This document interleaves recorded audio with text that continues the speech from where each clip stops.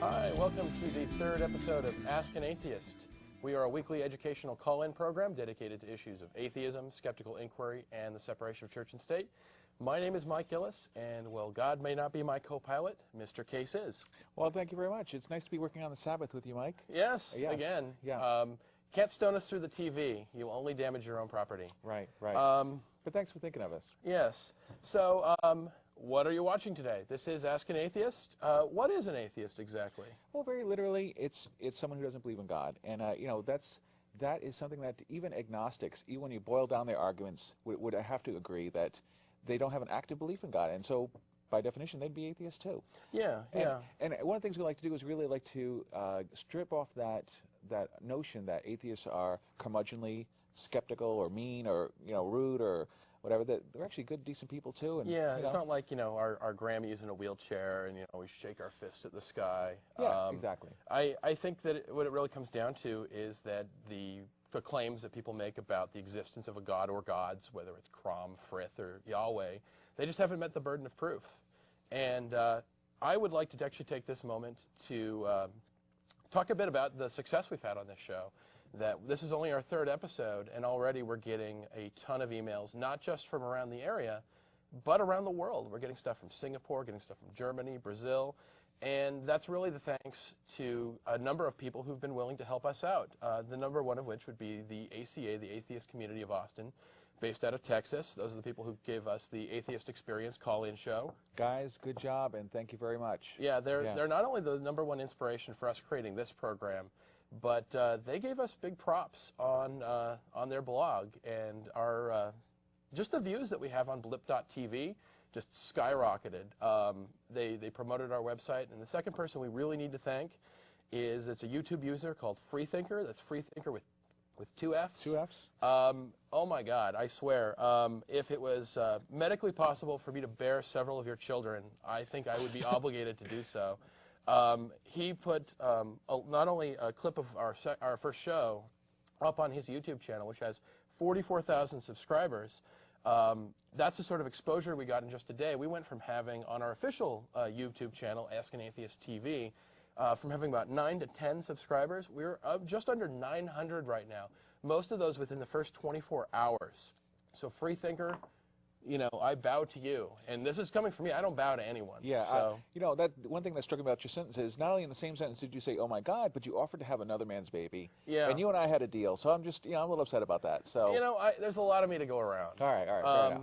So I just want to say Freethinker. Thank you. And you fine folks at the ACA, thank you. Thank you.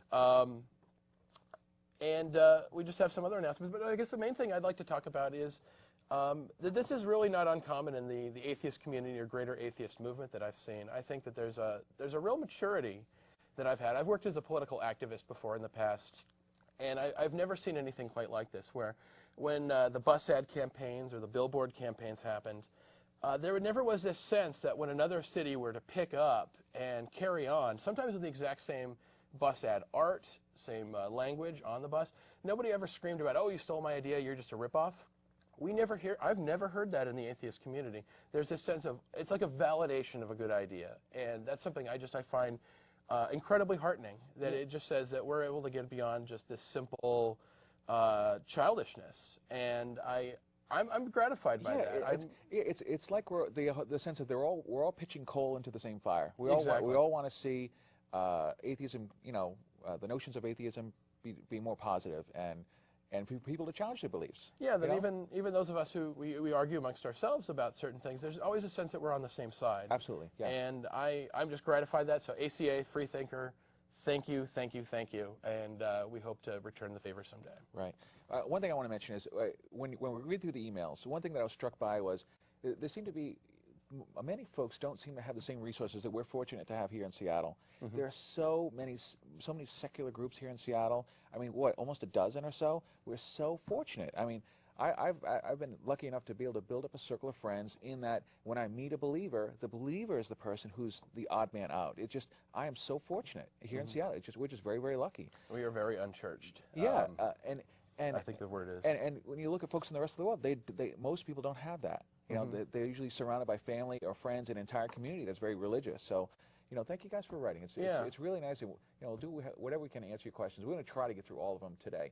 So anyway, moving on. Moving on. Let's go through some quick announcements. Yes. The 2010 Northwest Free Thought Coalition 4th of July picnic is going to be this next Sunday. No, it's Sunday after next. Yes. July 4th at Ravenna Park.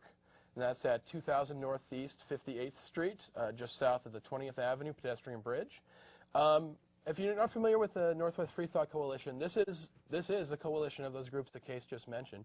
And I think that it's important just to throw their names out there so people get an idea of how many groups are involved in this. And there's the Humanists of Washington, Seattle Atheists, Tacoma Atheists, the Humanists of North Puget Sound, the University Unitarian Humanists, the Ethical Culture Society of Puget Sound, the Secular Jewish Circle of Puget Sound, Freethinkers United Network, and many, many more. Yeah, we're very lucky. We're very Yes. lucky. And, if you have a chance to make it out to the picnic, you'll have a great time. I'm going to be running some games, and there'll be a lot of socializing, and it'll be a good time. Should be fun. It starts at, it's at potluck from 1 to 3, program at 3 o'clock, close up at 5. Yes. So the other big news is Christopher Hitchens is coming to Town Hall on this Tuesday, 7:30 p.m. I know you can get tickets at brownpapertickets.com. That is correct, yes. We're bringing a contingent of about 60 people down to that, so that's going to be a good time.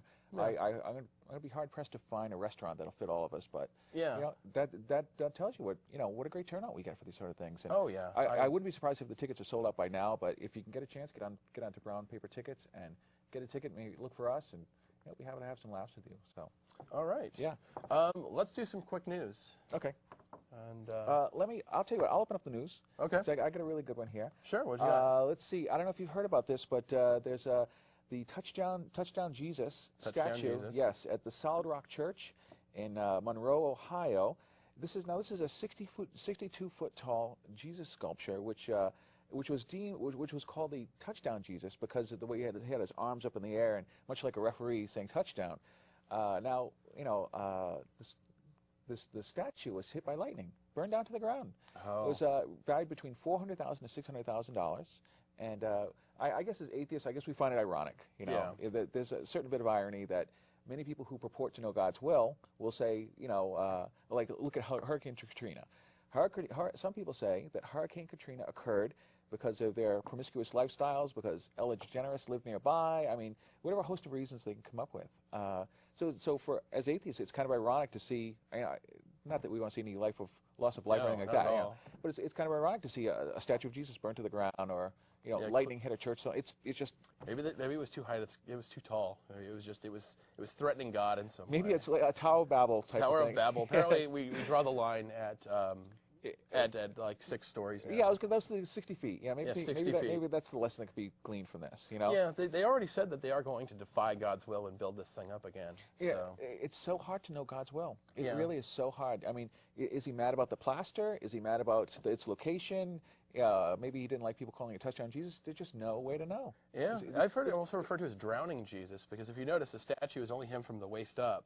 Okay. And he's right in front of a pond, so it kind of looks like he's, help. That's kind of like Planet of the Apes with the Statue of Liberty. Yeah, it really is like that. Yeah. I would love to pose in front of this thing when it happens. Damn you, dirty apes! You maniacs! All right, I got the quote wrong, but anyway. Fascinating stuff. Okay. I have one. Louisiana lawmakers propose prayer to stop the oil disaster. This is the one in the Gulf, the BP platform that exploded. This is from CNN. It says, while cleanup crews and technical teams continue to stop the crude gushing from the Gulf of Mexico, Louisiana lawmakers are proposing a different approach, prayer. State senators designated Sunday as a day for citizens to ask for God's help in dealing with the oil disaster. Thus far, efforts made by mortals seem to try to solve this crisis have been to no avail, said Senator Robert Adley in a statement released after last week's unanimous vote for a day of prayer. Unanimous.